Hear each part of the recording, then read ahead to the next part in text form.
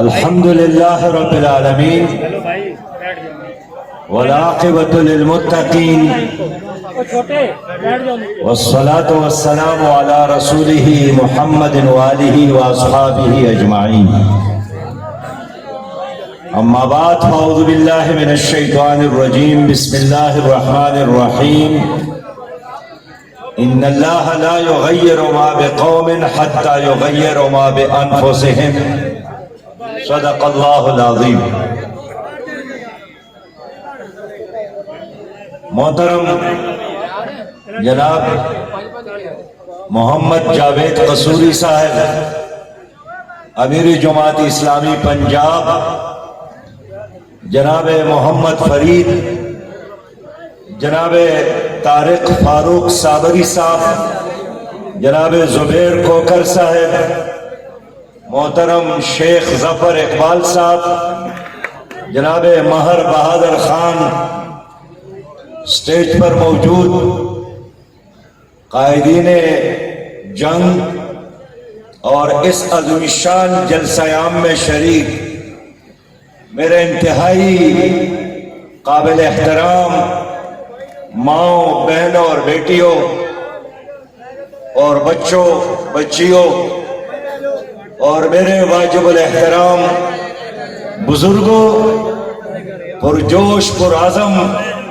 نوجوانوں، اسلامی جمعیت طلبہ اور جے یوتھ کے شیر دل شائن صفت میرے بہت ہی پیارے بھائیوں، اس عظیم شان جلسہ کے انعقاد پر میں جماعت اسلامی جنگ کے امیر محمد فرید صاحب اور ان کی پوری ٹیم، طاہر فاروق کو، طارق فاروق کو بھی، زبیر کوکر کو بھی، بہادر خان کو بھی، ڈاکٹر عبدالجبار کو بھی اور پوری قیادت کو مبارکباد پیش کرتا ہوں.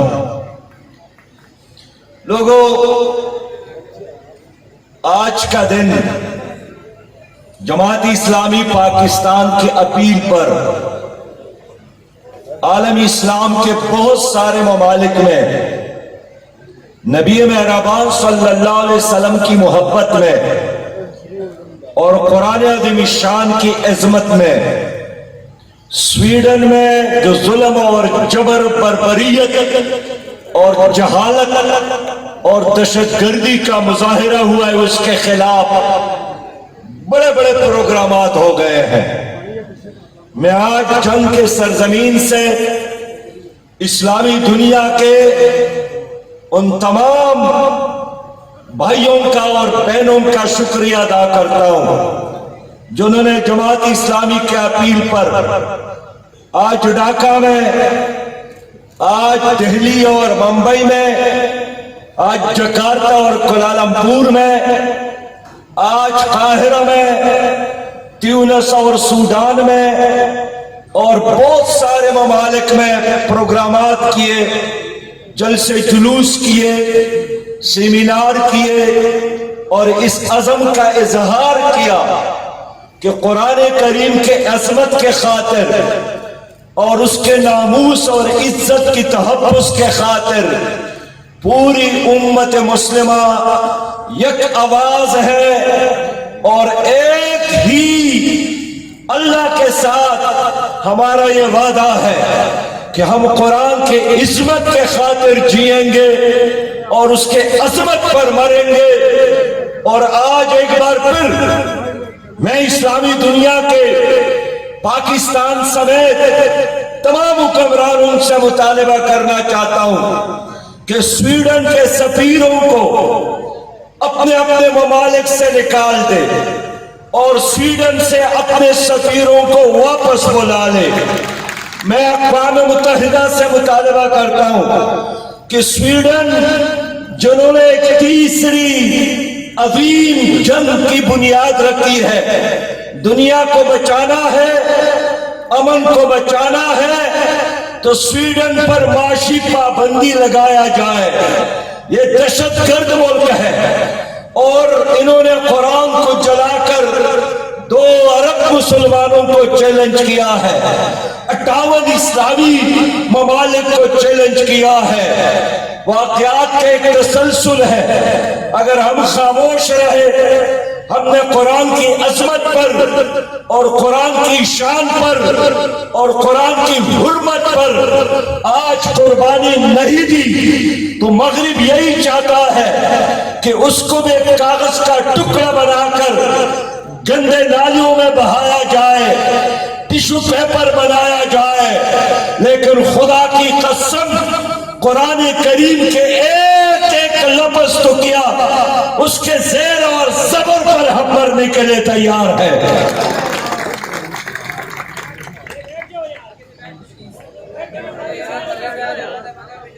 मेरे भाइयों,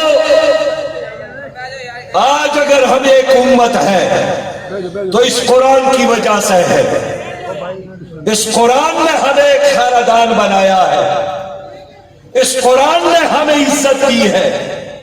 इस कुरान की वजह से हम अल्लाह के साथ जुड़ गए हैं। अल्लाह के रसी है, मोहब्बत के रसी है, जन्नत की चाबी है, कब्र की रोशनी है और इंसानों के लिए सुरूर और सुकून का वाहिद जरिया है। आप आखिरी उम्मत है, कुरान आखिरी किताब है, नबी मेहरबान सल्लल्लाहु अलैहि वसल्लम आखिरी नबी है। लोगों, आपके बाद न किसी नई उम्मत ने उठना है, न कोई और नबी आने वाला है, न कोई और किताब नाज़िल होने वाली। इसके बाद क़यामत होगी। लिहाजा ये एक अमानत है, इस अमानत की हिफाजत हम सब ने करना है। हम तो वो पुरअमन उम्मत है। हमें तो अल्लाह ताला ने कुरान में हुक्म दिया है, आमनर रसूलु बिमा उन्ज़िला इलैहि मिर रब्बिहि वल मुअमिनून कुल्लुन आमन बिल्लाहि व मलाइकतिहि व कुतुबिहि व रसूलिहि। हम ईमान रखते हैं, हम सिर्फ नबी मेहरबान सल्लल्लाहु अलैहि वसल्लम की बात नहीं करते। हर नबी की हुर्मत, हर नबी की इज्जत, हर नबी के शान की तहफ़्फ़ुज़ को, वो ईसा अलैहिस्सलाम हो, वो मूसा अलैहिस्सलाम हो, वो इब्राहिम अलैहिस्सलाम हो, वो हजरत नूह अलैहिस्सलाम हो, कोई भी नबी हो, उसकी शान और इज्जत को हम उसी तरह मुक़द्दस समझते हैं जिस तरह मोहम्मद मुस्तफ़ा सल्लल्लाहु अलैहि वसल्लम की इज्जत और शान हमारे लिए मुक़द्दस और मोहतरम है। शान पाकिस्तान है, इस्लामी पाकिस्तान ही इस देश की पहचान है, इस्लामी पाकिस्तान। भाइयों, लेकिन अफसोस की बात यही है कि जब मगरिब में कुछ तंगदर मुतासिब लोगों ने महसूस किया कि हर दिन यूरोप के हर मुल्क में लोग इस्लाम कबूल कर रहे हैं, मसाजिद में इजाफा हो रहा है, हजारों की तादाद में, खुद अमेरिका में, बरतानिया में, जर्मनी में, फ्रांस में बड़ी तादाद में लोगों ने चर्चेस को खरीदा, मुसलमानों ने, और उसमें मसाजिद बनाए गए।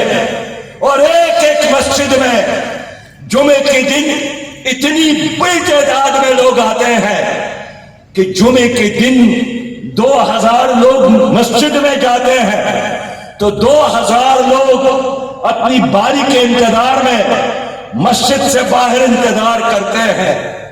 उन्होंने यही महसूस किया कि अगर इसी रफ्तार से यहां इस्लाम फैलता रहा तो इस सदी में इस्लाम यूरोप का सबसे बड़ा मजहब बन सकता है।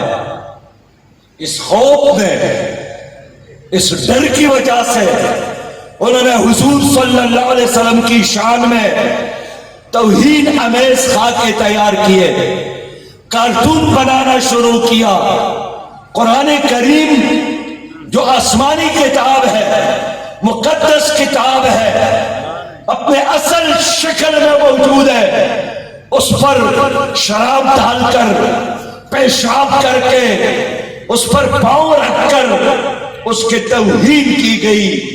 لیکن میں بتانا چاہتا ہوں کہ جلانے سے قرآن کریم ختم نہیں ہوگا, گندی نالیوں میں بہانے سے قرآن کریم ختم نہیں ہوگا.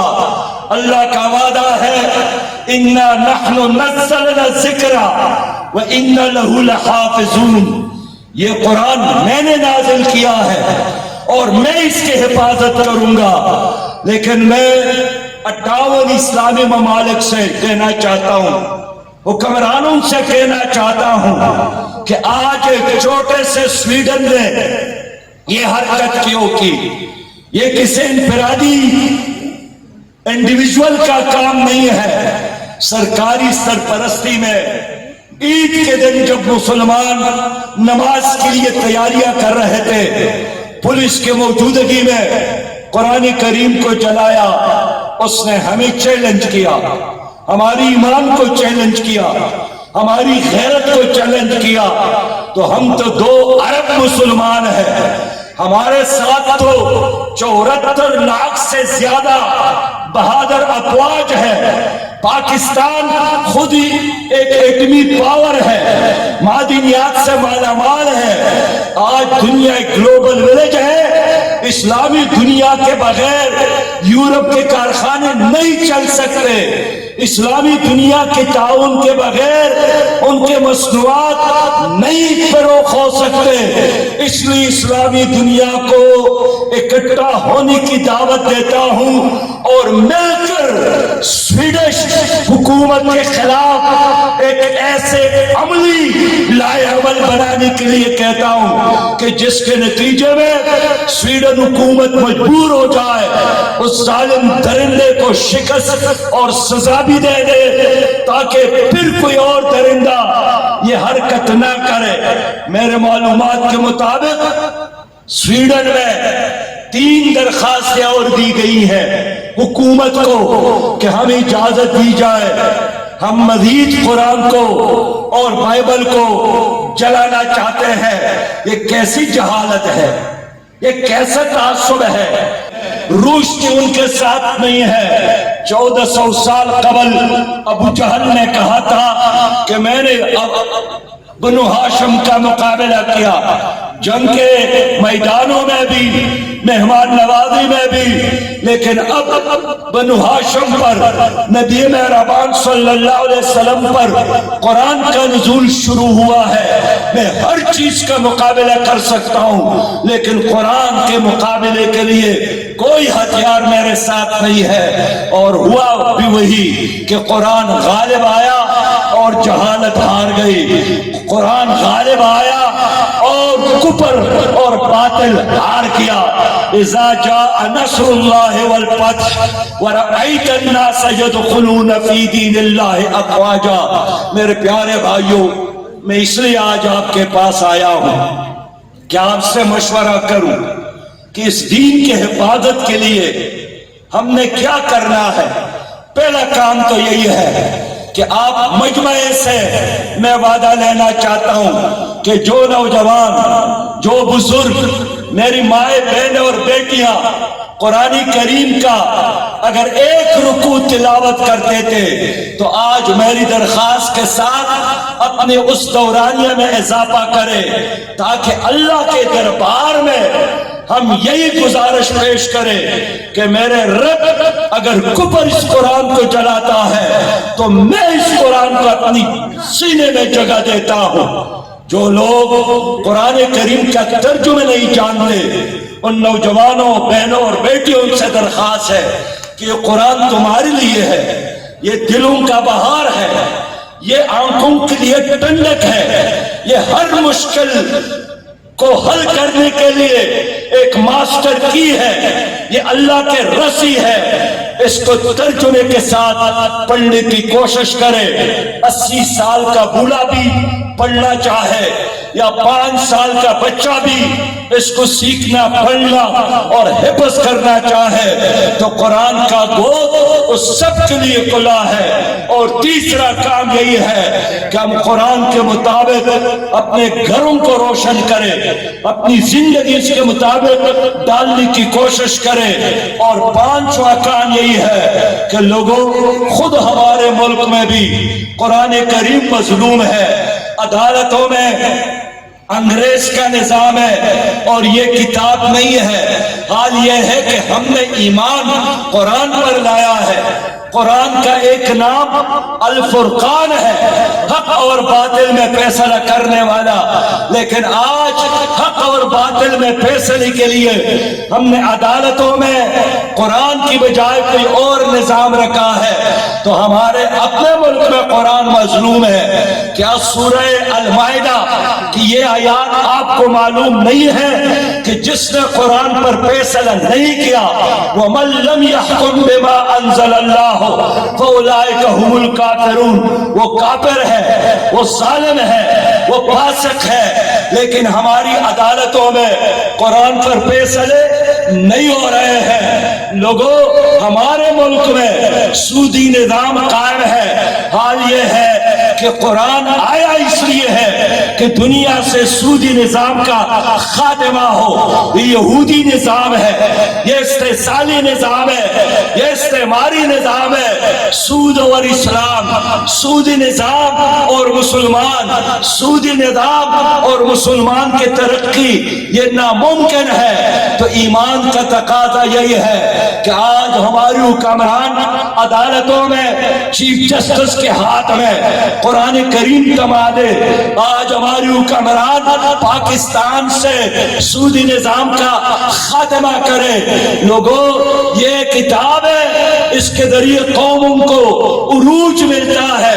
عربوں کو اللہ تعالیٰ نے عروج دیا۔ وہ بدوی قوم تھے، دیہاتی لوگ تھے، اونٹوں کو چرانے والے اور ڈاکے ڈالنے والے تھے، لیکن اس قرآن نے ان کو زمانے کا امام بنایا، انسانیت کا امام بنایا۔ یہی قرآن ترکوں نے اٹھایا تو اللہ تعالیٰ نے دنیا میں ترکوں کو عزت دی۔ یہی قرآن سمرقند اور بخارا کے لوگوں نے اٹھایا، اللہ تعالیٰ نے سمرقند اور بخارا کو علمی مراکز میں تبدیل کیا۔ آج بھی اگر ہم نے اسی قرآن کو ریاست کا نظام بنایا، حکومت کا نظام بنایا، عدالت کا نظام بنایا، معیشت کا نظام بنایا، تو لوگوں اللہ کا وعدہ ہے کہ وَلَوْ أَنَّ أَهْلَ الْقُرَىٰ آمَنُوا وَاتَّقَوْا لَفَتَحْنَا عَلَيْهِمْ بَرَكَاتٍ مِّنَ السَّمَاءِ وَالْأَرْضِ۔ اللہ کا وعدہ ہے کہ اگر ان لوگوں نے میرا راستہ لیا، میری ہدایت پر عمل کی، میرا نظام قبول کیا، میرے دین کو سینے سے لگایا، تو آسمان سے رحمتوں کے دروازے اور زمین سے برکتوں کے دریا اور سمندر ان کے لیے نکالوں گا اور بہاؤں گا۔ اے لوگوں، تو اگر ہم نے اللہ پر ایمان لایا ہے تو اللہ کے وعدوں پر ہمیں یقین بھی کرنا ہے۔ 75 سال گزر گئے، آپ کا یہ ملک اسی قرآن کے لیے بنا۔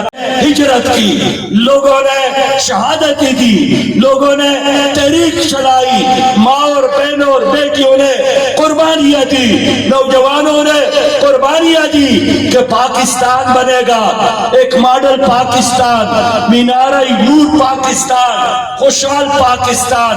لیکن 75 سال گزر گئے، 75 سالوں میں لوگوں ایک دن کے لیے پاکستان میں اسلامی نظام نافذ نہیں ہوا۔ اس کا نتیجہ یہی نکلا کہ مشرقی پاکستان بنگلہ دیش بن گیا۔ اس کا نتیجہ یہی نکلا کہ بنگلہ دیش میں ہمارے 92,000 فوج نے جنرل اروڑا کے سامنے شکست تسلیم کی، پاکستان کا جنڈا جلایا گیا۔ آپ کے جنرل عبداللہ نیازی نے اپنا ریوالور خالی کر کے جنرل اروڑا کے سامنے پیش کیا. تاریخ کا اتنا بڑا سانحہ اور واقع اس لیے ہوا کہ اس قوم نے اللہ کے ساتھ بے وفائی کی, شہداء کے خون کے ساتھ بے وفائی کی. یہ 75 سال گزر گئے, جرنیلوں کی حکومتیں, پیپل پارٹی, مسلم لیگ, پی ٹی آئی, مسلم لیگ قاف اور رنگ برنگ حکومتیں آپ لوگوں نے دی کی, اور ان 75 سالوں میں ان حکمرانوں کے پراپرٹیوں میں اضافہ ہوا, ان کے بینک بیلنس میں اضافہ ہوا, ان کی شوگر ملوں میں اضافہ ہوا, ان کے کارخانوں میں اضافہ ہوا. ان حکمرانوں نے اس غریب قوم کا خون پسینہ نچوڑ کر پیسہ کما کر باہر کے بینکوں میں رکھا, غیر قانونی اب شور کمپنیوں میں پیسہ چھپا کے رکھا ہے. لیکن ایک دن کے لیے پاکستان میں اس قوم کو اسلامی نظام کا ایک جھلک بھی انہوں نے نہیں دکھایا, اور اسلامی نظام نہیں تو پھر عدالتوں میں انصاف نہیں, اسلامی نظام نہیں تو وسائل کا منصفانہ تقسیم نہیں, اسلامی نظام نہیں تو بچوں کے لیے تعلیم کا انتظام نہیں. اور آج باغ و بہار پاکستان ہے, معدنیات سے مالا مال پاکستان ہے, ہمارے پاؤں تلے سونا موجود, چاندی موجود, معدنیات موجود, چار خوبصورت موسم موجود, زرعی زمینیں موجود, باہمت نوجوان موجود, باصلاحیت لوگ موجود, کاشتکار, دہقان, محنت کرنے والا مزدور موجود, ہر کوئی محنت کرتا ہے. لیکن اس پاکستان میں موجود نظام کی وجہ سے محنت کوئی اور کرتا ہے اور پل کوئی اور کھاتا ہے, پسینہ کوئی اور بہاتا ہے اور اس کا پل کوئی اور لے جاتا ہے. لوگوں, آج ہم مخروص قوم بن گئے. اسلام آباد میں وزراء آپس میں جھپیاں ڈالتے ہیں, مبارکبادیں دیتے ہیں کہ خوش رہو, IMF کے ساتھ معاہدہ ہوا اور 1.1 ارب ہمیں مزید قرضہ ملے گا. یہ قرضہ کون ادا کرے گا؟ یہ آپ ادا کریں گے. پاکستان کا غریب, پاکستان کا دہقان, پاکستان کا مزدور, پاکستانی ماں اور بہن اور بیٹی, اس کا خون پسینہ نہ چھوڑ کر یہ لوگ یہ قرضے واپس کریں گے. اور فائدہ کس کا؟ فائدہ حکمرانوں کا. اس لیے جماعت اسلامی کل بھی یہ سمجھتی تھی اور آج بھی یہ سمجھتی ہے کہ IMF کے قرضوں سے کوئی ملک ترقی نہیں کر سکتا. 22 بار ہم نے IMF سے قرض لیے, پروگرامات لیے, ہر بار ہر حکومت نے اپنے وقت میں عوام کو یہی دھوکہ دیا جو آج کی حکومت آپ کو دے رہی ہے کہ اب ڈالر کے بارش ہوگی اور اب دودھ کے نہریں اور آپ کے لیے شہد کے نہریں آپ کے پاؤں تلے. میرے پیارے بھائیوں, قرض کی بنیاد پر کوئی قوم ترقی نہیں کر سکتی, نہ کوئی فرد ترقی کر سکتا ہے, نہ کوئی خاندان ترقی کر سکتا ہے. جماعت اسلامی سمجھتی ہے کہ ہمیں اس پوری معاشی نظام کو بدلنا چاہیے. ہمیں اب اس نظریات کو, قرضوں کے نظریات اور قرضوں کی معیشت اور ورلڈ بینک اور IMF کے غلامی کو الوداع کہنا چاہیے. ہمیں اپنے پاؤں پر کڑا ہونا ہے. ہم نے اپنے نوجوانوں پر اعتماد کرنا ہے, ہم نے اپنے وسائل کو استعمال کرنا ہے. ہمیں غیر آباد زمینوں کو آباد کرنا ہے, ہم نے اپنے پانی کا صحیح استعمال کرنا ہے, ہم نے اپنے معدنیات کو استعمال کرنا ہے, ہم نے اپنے برآمدات میں اضافہ کرنا ہے. میرے بھائیوں, میں اس لیے کہنے آیا ہوں کہ میں 2 بار فائنانس منسٹر رہا ہوں. میں افسانہ بیان نہیں کرتا ہوں, میں تجربات کی بنیاد پر بات کرتا ہوں. مجھے خود ورلڈ بینک کے نائب صدر میکو میشومیزی ایک خاتون تھی, جاپانی تھی, وہ ادھر آئی تھی. شوکت عزیز وزیر اعظم تھے, میں فائنانس منسٹر KPK کی حیثیت سے آیا تھا. باقی صبح کے وزرائے خزانہ بھی موجود تھے. اس خاتون نے جو ورلڈ بینک کو ریپریزنٹ کرتی تھی ہمارے مجلس میں کہا کہ لوگوں سن لو، قرضوں کی بنیاد پر کوئی قوم ترقی نہیں کرتی. ورلڈ بینک اور آئی ایم ایف کا تعلق ایک قوم اور ایک ملک کے ساتھ ایسا ہی ہے جس طرح گدھا گاڑی کے مالک کا تعلق اپنے گدھے کے ساتھ ہوتا ہے. وہ اتنا کھلاتا ہے، چارہ دیتا ہے کہ وہ زندہ رہے اور کل اس کی گاڑی کو کھینچتے رہے.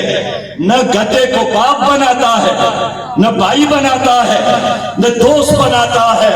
اس خاتون نے کہا کہ ترقی اگر چاہتے ہو تو ان قرضوں کو چھوڑ کر اپنے پاؤں پر کھڑا ہونا سیکھو.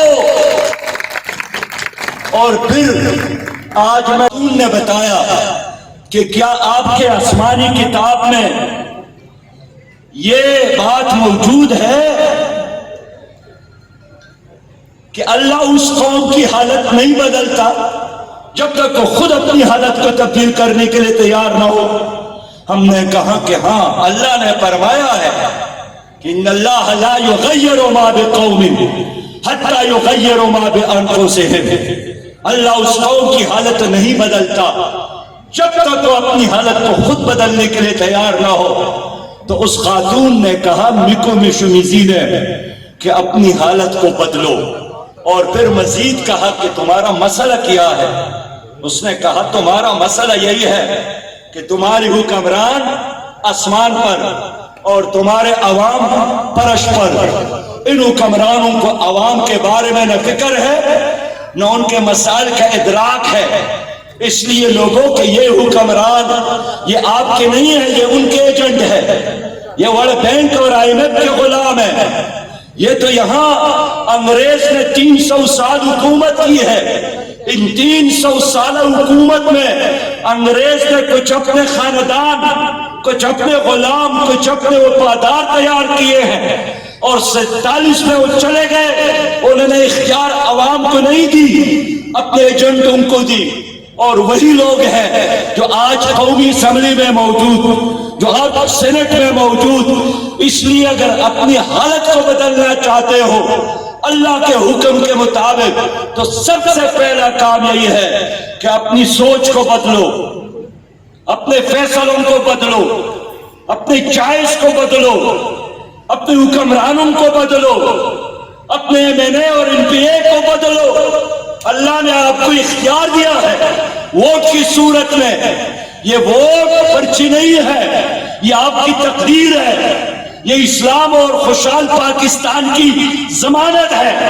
اگر آپ نے چور، اگر آپ نے مافیاز کے ایجنٹ، اگر آپ نے جاگیردار اور سرمایہ دار کو ووٹ دیا تو یوں سمجھے کہ آپ نے اپنا مستقبل اور اپنے بچوں کا مستقبل تباہ کیا. آپ نے ایک شام کی منہ میں دودھ ڈال کر اجرا بنایا، وہ آپ کو بھی تباہ کرے گا اور آپ کے آئندہ نسلوں کو بھی تباہ کرے گا. مغرب تو یہی چاہتا ہے کہ یہی بونے، سیاسی بونے، یہی سیاسی پنڈت تمہاری اوپر مسلط ہو اور جنمت قیادت، دیانتدار قیادت، امانتدار قیادت سامنے نہ آئے. اس لیے کہ جب دیانتدار لوگ آئیں گے وہ IMF اور ورلڈ بینک سے پھر قرضہ نہیں لیں گے، وہ قرضہ دیں گے. میں آپ کو شور بھی دینا چاہتا ہوں کہ اللہ نے پاکستان کو اتنے وسائل دیے ہیں کہ ہمیں قرض کی ضرورت نہیں ہے. ہم غریب ممالک کو قرضہ دے سکتے ہیں. میں خیبر پختونخوا میں فائنانس منسٹر تھا. جب میں آیا میری صوبے پر بہت بڑا قرض تھا، لیکن 2 سالوں میں محنت کر کے، دیانتداری کے ساتھ خدمت کر کے، مینجمنٹ کے ذریعے، فنڈ یوٹیلائزیشن کے ذریعے میں نے اپنے صوبے خیبر پختونخوا کو قرض فری صوبہ بنایا تھا. میرے صوبے پر آج سے کوئی 15 دن قبل نگران وزیر اعلیٰ نے ہمیں بلایا اور مجھ سے پوچھا کہ آپ نے کیا کیا تھا، کہ اتنے وسائل بھی نہیں تھے لیکن آپ نے اس صوبے کو قرض فری صوبہ، اس لیے کہ وہی خیبر پختونخوا ہے کہ PTI کی حکومت میں اور آج کی نگران حکومت میں اس پر 1000 ارب سے زیادہ قرضہ چڑھا ہے. آپ کے بچے وہ دیں گے, آئندہ نسلیں وہ قرضے ادا کریں گے. میں نے کہا سب سے پہلی بات تو یہی ہے کہ عوام کی طرح رہنا شروع کرو. میرے صوبے میں لوڈ شیڈنگ تھا تو سب سے پہلے میں نے فائنانس منسٹر کی حیثیت سے اپنے دفتر کا ایئر کنڈیشن بند کیا, اس اعلان کے ساتھ کہ جب تک سب لوگوں کو ایئر کنڈیشن نہ دے سکوں, صوبے کے عوام کو بجلی نہ دے سکوں, تو فائنانس کے منسٹر کی حیثیت سے میری سرکاری گھر اور سرکاری گھر میں ایسی نہیں چلے گا. پاکستان ہی خوشحال پاکستان ہے, جبر کی توڑیں گے ہم نے مفت کتب دینا شروع کیا. بیوروکریسی نے بڑی مخالفت کی. ہم نے خیبر بینک سے سودی سسٹم ختم کیا, اسمبلی سے ایکٹ پاس کروا کر سودی مزید برانچز پر پابندی لگائی. میں نے ملاکنڈ 3 کا منصوبہ مکمل کیا اور اس کا بجٹ 7 ارب تھا, لیکن ہم کمیشن تو نہیں لے رہے تھے, ہم کو کام چاہتے تھے. 7 ارب کا منصوبہ جو 83 میگا واٹ بجلی پیدا کرتا ہے آج بھی, اس کو ہم نے 6 ارب میں مکمل کیا. اور سارے لوگ حیران ہیں کہ 7 ارب کا منصوبہ تو ہونا چاہیے کہ 87 ارب میں مکمل ہوتا, لیکن آپ نے 7 ارب کا منصوبہ کیسے 6 ارب میں مکمل کیا. اس لیے جنگ کے لوگوں, پیپلز پارٹی ہو یا P D M, P T I ہو یا کوئی اور, یہ اس ملک کو نہیں چلا سکتے. یہ اسپیشلائزیشن رکھتے ہیں لیکن اپنے مفادات کی تکمیل میں یہ سب ایک ہے. یہ ایک پیج پر ہے, امریکی غلامی میں ایک پیج پر, IMF سے قرضے لینے میں ایک پیج پر, ڈاکٹر عافیہ کو واپس دلانے میں ایک پیج پر, ٹرانسجنڈر جیسے بےہودہ قوانین ایک پیج پر, کشمیر کو انڈیا کے حوالے کرنے میں ایک پیج پر, اس ملک میں کرپشن ایک پیج پر, توشخانے کو لوٹنے میں ایک پیج پر. 19-20 کا فرق نہیں ہے پی ڈی ایم اور پیپل پارٹی اور ان لوگوں میں. اس لیے چیف جسٹس کوسا نے صحیح بات کی کہ اگر صحیح احتساب ہو گیا تو اسمبلی میں جتنے لوگ بیٹھے ہیں یہ سارے جیل میں جائیں گے, یہ اسمبلیوں میں نہیں ہوں گے. ان میں سے ہر ممبر قابل احتساب ہے. حرام کی دولت پر یہ الیکشن لڑتے ہیں, آپ کی دولت لوٹ کر پھر آپ کی ضمیر خریدنے کی کوشش کرتا ہے. یہ کون سی کتاب میں یہ آیت موجود ہے کہ جب سے پاکستان بنا ہے یہی 100-200 خاندان ہے یہ تمہارے اوپر مسلط ہے. یہ تو ٹیکس نہیں دیتے, ملک پر سخت اور مصیبت کا لمحہ آتا ہے یہ خون دینے کے لیے تیار نہیں ہے, یہ تو دھوپ میں کھڑے ہونے کے لیے تیار نہیں ہے. یہ کہتے ہیں صرف اور صرف ہم اقتدار اور حکومت کر سکتے ہیں, لیکن یہ حکومت کرنے کے بھی قابل نہیں ہے. انہوں نے تمہاری دنیا کو بھی تباہ کیا, تمہاری آخرت کو بھی تباہ کیا. لوگوں, میں اس لیے کہنا چاہتا ہوں پاکستان مظلوم ہے کہ اللہ نے اتنا سب کچھ دیا ہے, لیکن ان ظالموں کی وجہ سے آپ محروم ہیں. آپ کے بچوں کو کوالٹی کی ایجوکیشن نہیں ملتی, آپ کے غریب والدین کو علاج کی سہولیات نہیں ہے.